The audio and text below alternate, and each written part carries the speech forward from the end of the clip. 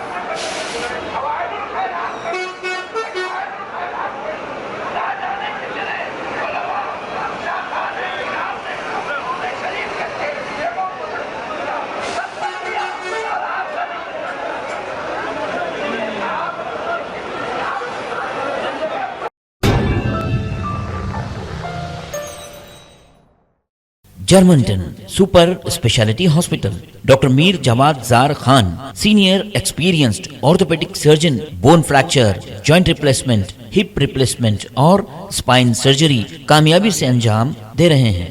इसके अलावा neuro surgery, cardiology, gynaecology, dental, general medicine, dialysis और फिजियोथेरेपी जैसे शोबाजात में इंतहाई कामयाबी के साथ वाजबी फीस में इलाज किया जा रहा है। शेयरिंग और प्राइवेट रूम्स, अस्पताल में 24 घंटे MRI, CT scan, 2D digital X ray, ultrasound, operation theatre, ICU और लैब की सहूलत दस्तयाब है। आपकी उम्मीदों के ऐन मुताबिक Germanton super speciality hospital, pillar number 150, Attapur, Hyderabad.